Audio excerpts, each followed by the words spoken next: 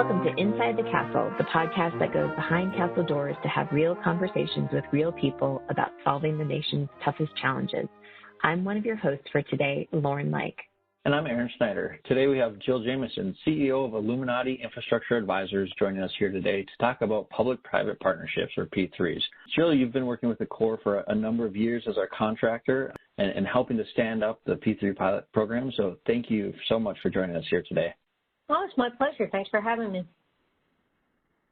So before we dive into details of P3 and the pilot program, could you talk a little bit about your background, how you've gotten to where you are in the P3 world? Sure. I've been doing P3 and alternative finance and delivery for massive infrastructure projects for about 30 years. I'm one of the few people, I think, in the industry that actually has done this their entire career. My background is in law and finance, which makes me universally despised by everyone around me, but it's very good for infrastructure, right? So I began my career as an investment banker. I ended up going overseas, and it was while I was overseas that I became exposed to public-private partnerships and alternative delivery. As you probably know, in the world of public-private partnerships, it's pretty plain vanilla, quite common across the globe. It's really more new to the United States for a whole host of reasons that I'm sure we'll talk about here today. But so I cut my teeth on public-private partnerships abroad, literally across just about every infrastructure sector. So whether it's transportation, water, social infrastructure, a wide array of things. And in about 2012, I was coming back from overseas where I was helping rebuild Kosovo after the war, and I walked into one of our airports and realized it was worse than the one we had just built in Kosovo. And I said, well, it's time for me to redirect my efforts towards the United States. Since then, I've been working for federal, state, and local government authorities across the nation, obviously with the Corps of Engineers, which is one of my all-time favorite clients, as well as state and local government. So everything from public schools to massive transit projects, to water infrastructure, whether it's purification or irrigation, et cetera. And really what I do is just help public sector entities figure out a timelier, more cost-effective method of delivering infrastructure. So many of our projects in the United States just get delayed eternally. It's bad value for the taxpayer, and it's frustrating for the people who want to get the benefits of the infrastructure. So that's my background. I've been with Illuminati since May, and again, we only work on the government side of the equation. We don't work on the private developer side. I sit with my public sector clients on the same side of the table negotiating with potential investors and developers. Great. Thank you, Jill, and thank you for giving us your overall background and talking about how that relates to our infrastructure challenges. We want to delve into P3 specifically or public-private partnerships. Can you talk about what is P3, our P3 privatization, and do they provide free money? Well, if they provided free money, my friends, I wouldn't be working anymore. So no, they don't provide free money. But yeah, so public-private partnership is a really tough thing to define because it means different things to different people. There is no universally accepted definition of public-private partnership.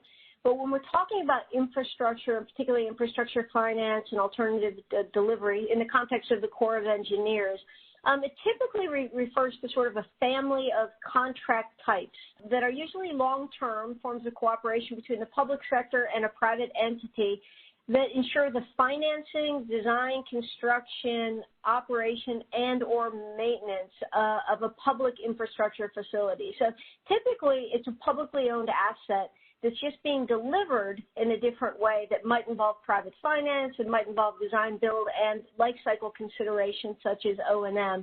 It bundles different life cycle elements together, right? So instead of a design, bid, build, which would sort of be the traditional delivery with public funding coming and the drips and drabs of appropriation, P3 is a little bit different. You actually, through one single procurement process, will hire an entity, which is usually a group of companies that incorporate a special purpose vehicle, that will be in charge not only of privately financing, so putting their own money or securing debt for the project, to ensure that the design and construction is done, but also maintaining that asset over its life cycle. So it could be 30 years, 50 years, depending on how the contract is structured. They're typically repaid through one of two basic methodologies. It can be, most people are very familiar with toll roads, right? And so it can be through what we call user payments. So private entity comes in, they design, build, finance, operate, and maintain a publicly owned toll road. They don't, if something goes south, they can't pack up their toll road and go home. It's owned by the state or the local jurisdiction.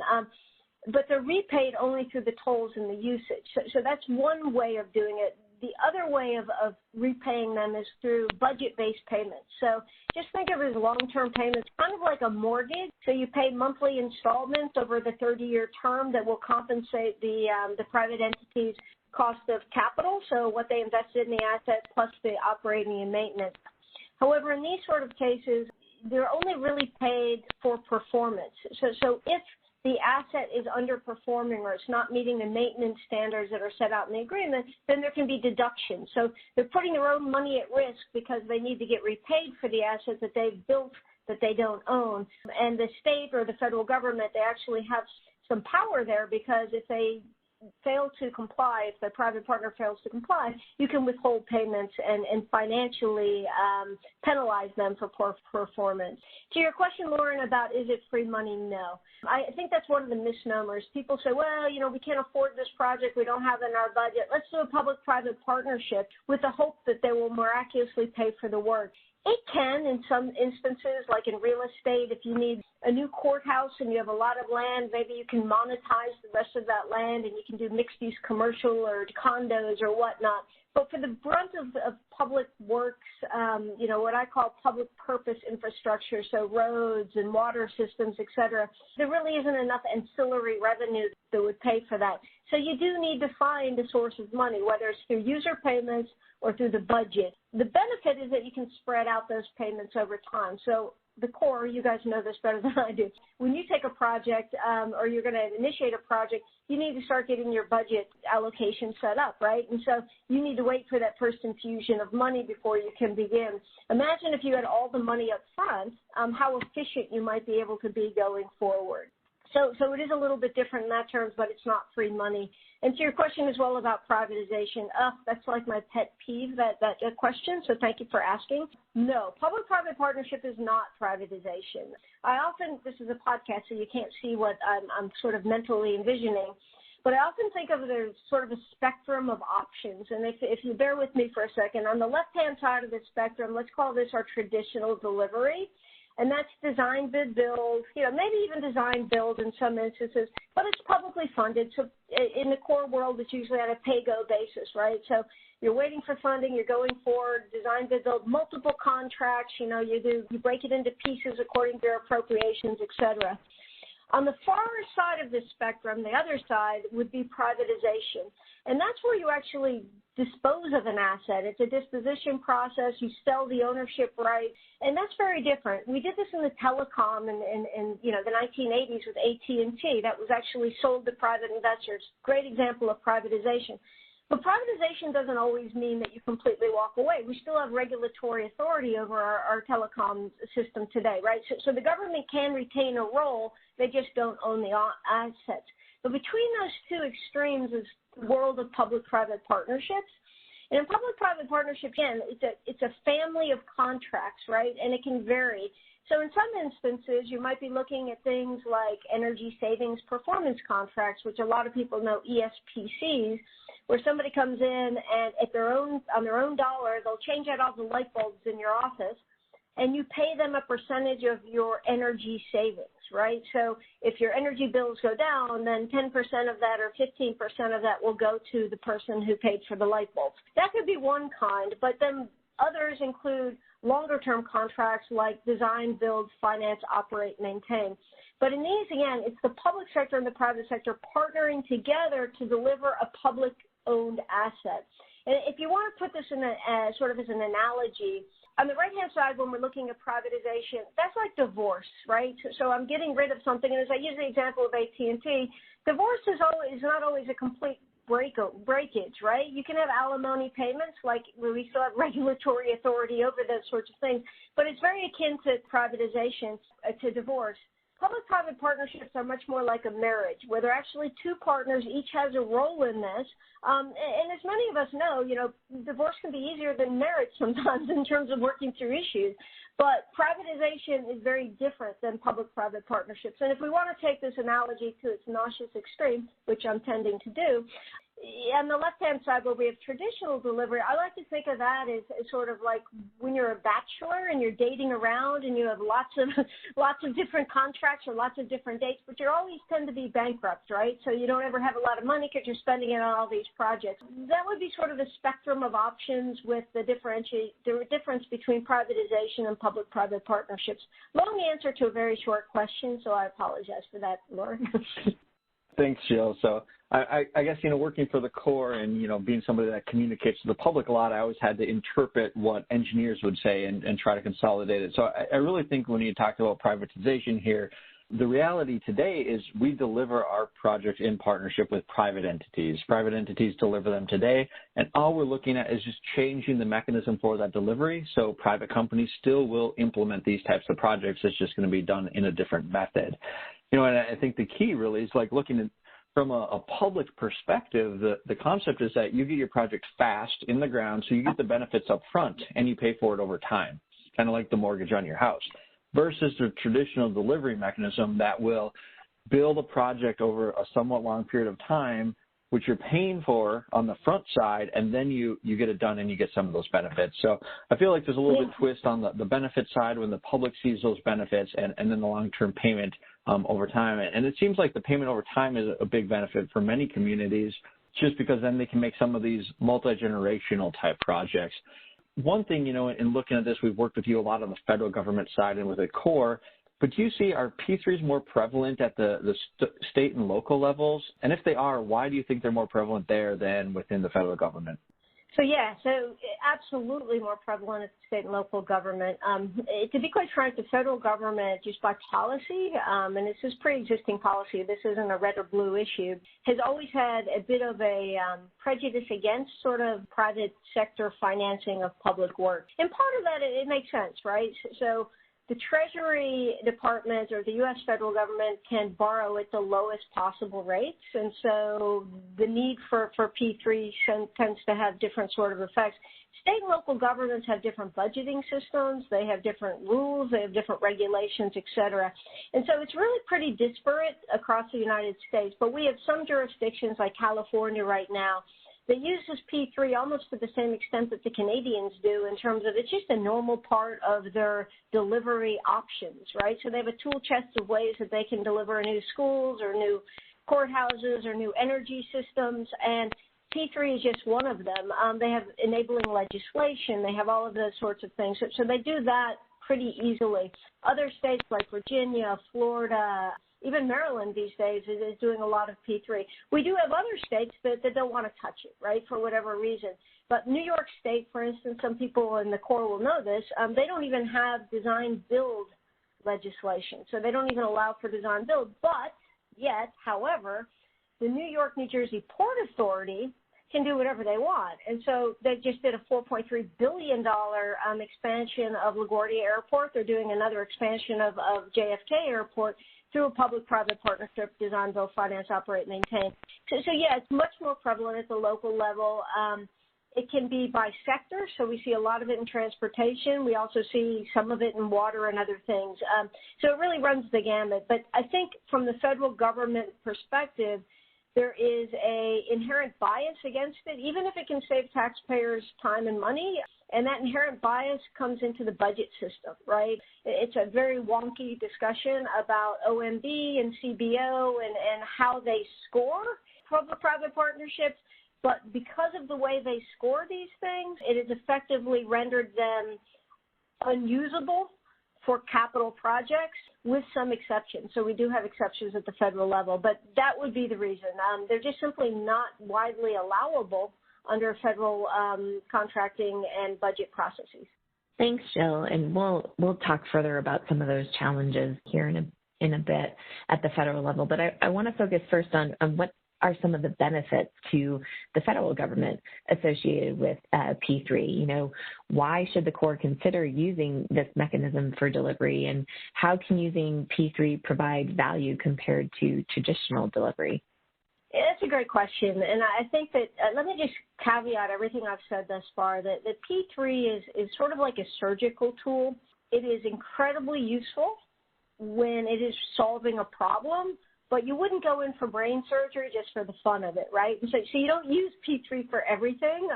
It really is a surgical tool that you want to be careful about. So it should never be seen as a solution in search of a problem. When it is the best tool for resolving a problem, it is the right tool. So some of the benefits of this, particularly if we're looking at through the lens of the federal government and the Corps specifically, and I alluded to this earlier, you've got a historic problem with cost overruns and schedule delays in terms of the implementation of public works projects. And I'm not putting that on the Corps. It's simply the way the system is built, right? You are forced to artificially and inefficiently break projects into tiny pieces because you have to align your projects to the drips and drabs of appropriations that are coming out of Congress. So you can take a project that logically could be done in 3 years, and it will take you 30 or 40 years because you need to break it into pieces. So you're mobilizing and demobilizing. You're holding insurance. You're going through hundreds of procurements as opposed to just one. So because of that system of the pay-go basis, you've been forced to deliver very inefficiently. So your projects are getting delayed. So what would P3 do? We've talked about this even without P3. If all projects were fully funded up front, you could be a heck of a lot more efficient. And P3 allows for that. It brings the money up front. Secondly, it aligns the payments with public benefits. To Aaron's point previously, being able to extend out those payments over time doesn't only limit the impact on an annual basis to the budget, but those benefiting from the project are actually the ones that are paying. Right now, I am going to be paying for works that my grandchildren will benefit from because then maybe they'll be done by that time, right? And we've always had this, that we pay up front because we want to be good and we want to ensure that we're a AAA rated credit. But the reality is that we've misaligned our payments with the benefits and the beneficiaries. So this is another way of doing that. Third benefit, and to me as a taxpayer, I think this is hugely important, is that P3 allow you to meaningfully transfer risk to the private sector. And by that I mean right now the taxpayer, through the Corps and through the federal government, owns almost all of the risk associated with implementing projects, cost overruns, schedule delays, et cetera, et cetera. Under P3, the way this works is that you don't pay until the project is completed. And that changes the behavior of the contractors and everyone else.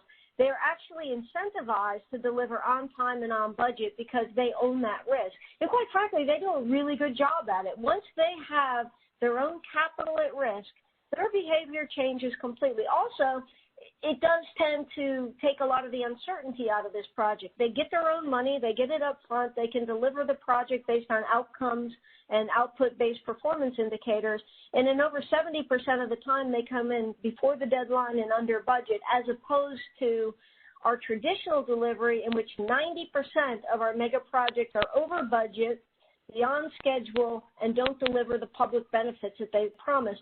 So those are some examples. Another would be of benefits. Another is innovation. Look, I'm doing a lot of projects right now in the water sector in areas where some of the public authorities just don't have experience. Desalination, water recycling through indirect potable reuse or direct potable reuse. There's not a lot of history in some of our public institutions of having done those projects. So if I want something like that, or even say a hyperloop, and I've never done a hyperloop, am I not well advised to say, I'm going to hire a company that's all they do is Hyperloop, and you guys, you bear all the risks, I'll start paying once it's completed and operating, right? So those are just some of the examples of that, of how it would benefit the federal government. Again, it depends on what problem you're solving, what the model would be, and what the actual specifications would be, but those are examples. Yeah, thanks, Jill. You have me convinced that obviously this is a great tool for us to have in our toolbox to implement some of these projects. And, it kind of makes me wonder, why aren't we implementing P3 more, in particular at the federal level? I believe that other governments across the world, they utilize this approach as a kind of a standard tool in their toolbox, but not here. So I kind of wondering, why that is. Why do we see this more in other countries than we see it here in the United States? And then are there other impediments? I think you and I could talk all day about scoring, but we actually want people to listen to this podcast. And so if we talk too much about scoring, we might lose a few of our listeners. But really, why do other countries use this and have this in the toolbox compared to here in the United States? Absolutely, they do. I mean, I think I referenced Canada before, but for them, it's a provincial level and at the federal level. Any project over a certain threshold must be evaluated to see if it is better delivered through P3 or through traditional delivery. It's not considered out there or crazy. This is just one of the tools in the toolbox. So I think that there's nothing to lose by expanding the toolbox. The challenge is, and without being too wonky in terms of scoring, is that the OMB and CBO and those who control the budget, they have legitimate fears. And I am one of the few human beings that commiserates with their fears, right? And their fear is that if every agency could go out in the federal government and just sign deals that means that they're obligated to make payments for 30 or 40 years for billion-dollar projects, then effectively Treasury has lost the authority as the sole borrower of the federal government. It could go off the rails pretty quickly if everybody is buying houses by only mortgage payments, right? So back in the 90s or the 80s, actually, there was some abuse of that. The abuses that were particularly aligned with public buildings. And so OMB and CBO really, they crack down and they say, no, you can't do this. If you're going to try to do a public-private partnership, what we would need to do, we being the budget authorities, is give you full budget authority for the total amount of your payments over 30 years in one budget year. And as we know, that kind of defeats the purpose. Nobody ever gets full appropriations in 1 year for a capital project, and so consequently it made it impossible to do P3. Other countries have different budget systems. They have accrual-based systems. They have capital budgets. We don't have a capital budget in the United States. So there are a lot of reasons why we can't do it. I said before that there's sort of an inherent bias against public-private partnerships and private finance. That bias is basically because it could take the United States off the rails as being fiscally responsible. That said, I would argue that there are tools that we could actually, budget tools that could be imposed or requirements on the contract that would protect the federal government from that. And just one more comment on this before everyone turns this off, because this is now very wonky. One of the fears, and I think it's a legitimate fear that OMB and CBO have in this, is even though we have a private entity that's going to design, build, finance, operate, maintain the asset, I own it as the federal government. And if something goes wrong with this contract, I can't just take the asset without paying some compensation, even if they're at fault, right? And so these are what we call contingent liabilities, and you have to be able to manage those contingent liabilities, and that's what worries OMB. That said, as I mentioned, we've seen this problem in other jurisdictions and have been able to solve for it, right, by requiring sort of make-whole provisions and other sorts of things. So it's unfortunate. I think it would save taxpayers a lot of time and money until we can address the budget issues associated with OMB and CBO. It's really much more limited to two things. Projects that involve operational costs, right? Anything energy related, or even if it's like a utility, a water type thing, that can be operational. That's allowable for P3s. As I mentioned, ESPCs, energy savings performance contracts, that's been done. So it is allowed in some instances, and that's just not writ large. Okay, Erin, now it's up to you to make it interesting again. Sorry. Well, I'll take over, and I'll try to do my best. Well, got it. Well, and so Jill, you just talked about some of the constraints, and previously we talked about some of the benefits to P3. So, what specifically are some of the drivers that cause these public authorities to consider P3? And that also wanted to, when we think about the portfolio of projects out there, infrastructure projects out there, I know that all those projects are not necessarily suited for this alternative delivery mechanism. So what also makes a project a good candidate for P3? Yeah, so you're right. So as I said before, I think in Canada, like less than 8% of their total projects are actually done through P3, and they have to evaluate them all. So it does show you that P3 is not always the best tool for this. So let me talk a little bit. I talked about the benefits of P3. Let me talk about some of the disadvantages, and then we can talk about which projects are best aligned for them. My point before about, faster delivery, innovation, all of those sorts of things, risk transfer, there's being benefits. There is particularly one very specific reason why why people walk away from P3, particularly at the state and local level, and that is the cost of financing is usually higher for a private entity than it would ever be for a public entity. So by that I mean that right now U.S. Treasuries are 1%, let's say that. The margin, the differential between the cost of borrowing of the federal government and the private entity could be, hundreds and hundreds of basis points or percentages, right, percentage points. So I think traditionally it's been about 3% differential higher. So that cost differential is often enough to make people say, wait, why would I pay more for financing using a private sector than if I could do this myself? Now, in the case of the Corps, you guys don't borrow yourself, so that's not really the driving issue. That's what OMB and CBO are looking at. Why would you not do a P3, or why would you even do a P3? We do what's generally called a value for money analysis to see if there are value drivers that would overcome that financing cost differential, right? So if I know the private sector cost of capital is higher, I'm obviously not just going to go to the private sector and do it because it would be more expensive unless there are other savings that are going to offset that. And one of those things that we often see, as I mentioned before, is simply faster delivery, more efficient delivery. In the case of the Corps, I've worked on some projects with you guys that literally were authorized in the 1980s and are still not finished. If you can reduce that time period for that project to 3 or 4 years, just think of the savings, not only in inflation, but as I said, in sort of those annual cost of, a project that's $100 million can go up to $1 billion over 50 years. So cost avoidance because of the acceleration in terms of delivering the infrastructure. The second one, as I mentioned before, is also that cost of risk transfer. So we can actually quantify, we can look historically and do regression analyses of how often a core project of a certain kind goes over budget, goes beyond schedule, et cetera, and we can quantify what the cost of transferring that to a third party will be in terms of benefits.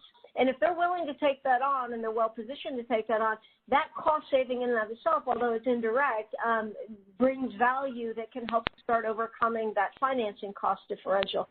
But I would say probably the key driver of savings in the P3 world comes by bundling different life cycle elements. How often, and we've all seen this, the capital team doesn't speak to the operating team, and we have integration issues at some point after you inaugurate this new thing, have a great ribbon cutting ceremony, you find out that certain things aren't operationally as efficient as you would want them to be. But by integrating these things, we generally find there can be up to a 20% savings versus traditional design bid build. And then if you add to that the fact that you will require this private entity to maintain things at a certain standard. Contractually, they have to. They can't defer maintenance.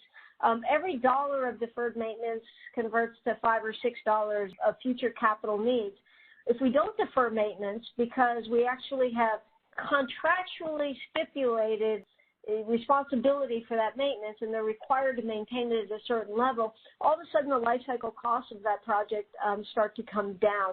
So what we do is we take a life cycle analysis of the cost. Obviously financing costs will be higher using the private sector, but if others can bring savings through whether it's not deferring maintenance, whether it's the integration of operations with the design build process, or whether it's through, just simply accelerated delivery, that's how you can determine whether or not you would do a project that way. So we do a qualitative and quantitative analysis of that. Projects that don't make good candidates are really those that we can't define clearly, or there's too much uncertainty and we can't really allocate risk appropriately, right? That could be that we don't really know what we need yet. We'll figure it out when we get there. Particularly in flood risk management and some of those things, you may run into those sorts of issues where you can't clearly define outputs, or maybe it is of such life safety value that people are just not comfortable with the model. But generally, if we can clearly allocate responsibilities, if we don't have a lot of crossover liabilities as well. So imagine, if you will, you want a P3 surgical center. but you decide to do it inside a hospital is one small part of the hospital. Well, what if there's a fire on the second floor that affects that, but you're responsible, where the liabilities end for one person and not the other. So when it's really complex in those ways, generally we don't look at P3. If we can't define service level output, if we really don't know exactly what we need, then those are the ones that make very poor candidates. Also, if you just have a lot of legal and environmental issues outstanding, nobody likes to take on those risks, so those tend to be push people to more traditional delivery. Yeah, thanks, Jill. And I think, we've seen with the Corps and the P3 pilot program that even though we're a federal agency, many of the projects that we're implementing are in cooperation with non-federal entities, and the non-federal entities actually are the ones that own, operate, and maintain those moving forward. So it gave us the opportunity to work really hand in hand with our non-federal partners to actually come up with some P3 pilot projects. So we have 3 of those in Fargo, Brazos, and LA River that are moving forward. And we're kind of, it's not full project delivery. We're breaking these into pieces to allow the locals to deliver using the P3. The Corps piece is still traditional, but it's definitely added significant value. I guess, what tips would you have for Corps staff and even some of those partners out there, those communities that are looking at pursuing a P3 project? Yeah, certainly in the Corps world, we've had to be very creative in terms of, as we often say, Erin, you and Lauren know this, by P3 we mean just getting things done in a timely or more cost-effective manner, right? And so whether it's traditional P3 or not, we're just looking for ways to get projects that have been stuck sometimes for generations, sometimes not that long, finalized so that the public use is there and the public benefits are there. What we found is that it is, because of the constraints that exist for the federal government, really trying to leverage the non-federal sponsors so that they, assuming that they have legal authority to do P3, can move forward with using more alternative finance and delivery. Through that, what we were able to do is buy down the risk of the federal government, at the same time by capping the amount that will be spent there, by transferring risk for the implementation, for cost overruns and all of that to the non-federal sponsor. And additionally, let's just call it improving the federal return on investment, right? So for every dollar that the federal government's investing, we've been able to get more project done. And so in the case of Fargo, for instance, which is the first, and it's the one that's definitely farthest along, we did the analysis up front, right? Obviously, we recognize that financing costs, if they were to do a P3, would be higher than if we use traditional sort of pay-go. Transaction costs were also higher because they had to hire, advisors, et cetera. But I think we found like $400 million in construction cost savings, another like $40 million in cost avoidance. We had about $10 million in O&M savings. So ultimately, the federal government was saving $400 and some odd million overall, including the increased cost of financing that they're not actually paying for versus traditional delivery. So I think in that regard, really, it's just an issue of looking creatively at how could we maybe do this project a little bit differently, and whether it's split delivery, as was done in the case of Fargo, or whether it is through, leveraging existing contracting authorities in the case of Brazos, or as we're developing LA River right now, really just thinking outside of the box is how can we make sure that this project can get done more quickly. All of these that we've done thus far have shown massive savings. And again, I think because a lot of the feasibility studies and a lot of the work that's been done are taking an assumption of traditional funding, and it spreads out the delivery decades or 16, 20 years. And we're finding that by doing non-traditional delivery, we can actually get these things done in 3, 4, or 5 years, right?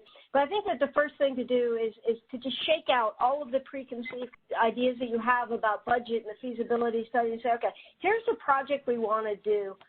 How could we do this in a way that is timely or more cost-effective, knowing that we can't, commit the government to 30 years of payments in a different kind of way? What can we do differently? And then they call you guys. they call the P3 team to come in and also, gut check and do some initial structuring. But I don't think we've actually ever seen a project that we didn't think that we could at least lower the cost for the taxpayer and accelerate the delivery by doing it using some of the existing authorities that already exist. Correct me if I'm wrong, but I think that's the case. Yeah, definitely. Yeah, it's definitely an opportunity that we should explore more in our projects, and we hope that those listening will consider it as they look at their projects that they are involved with. And again, we do have a website for the Corps' P3 pilot program, so all you have to do is Google that, and you can get in touch with folks who are definitely interested in helping you pursue this opportunity for your projects. You know, Jill, you've been wonderful and covered a lot of great information today that I hope will be a resource for folks out there. And we really appreciate you taking the time to talk with us. Before we wrap up, I just wanted to give you a chance to provide any additional final thoughts and observations that you would like to share. Yeah, I mean, I'm never one to say no to the opportunity to talk, so there you go. No, I would say thanks for having me. I think this is really important.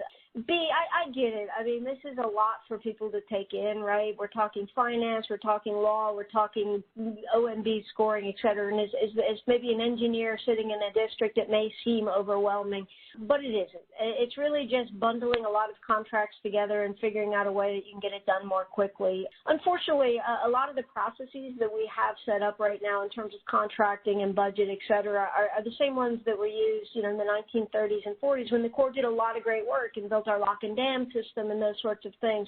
But at that point in time, as America, we were trying to put people to work because we had gross underemployment, et cetera. And while we have that issue right now in the short term, we definitely don't have it in the construction industry, right? And so we're at a point now where infrastructure is it's in critical condition. It's at the end of its life cycle. It needs to be modernized and expanded, but not just to put people to work. We can't afford to take 50 to 60 years to build projects anymore. We have to figure out a way that we can do it in a timely or more cost-effective manner. And that could be as simple as just using performance-based contracting, or it can be as complex as doing a full Monty P3, right? But what we can't have is people limited in their options. They need to be able to look at this holistically and say, here's the best solution for my problem. And whether that's P3 or whether that is traditional design to build, doesn't matter what the choice is. We're just looking to allow for people another opportunity or another option, another tool in the toolkit or another arrow in the fletch, as they say, so that we can move forward. Yeah, exactly. Just having that tool available to us and being able to deliver value to the taxpayers at all levels is really important for the program. But Jill, thank you for joining us today for this edition of Inside the Castle. We appreciate you and your insights. To our listeners, we want to hear from you. What topics are important to you and people you're interested in hearing from. Until next time, be safe, be innovative, and be revolutionary. To provide your feedback, email us at cw.infrastructure.team@usace.army.mil. Stay tuned for additional Inside the Castle podcasts as we explore life inside the Corps and revolutionize civil works together.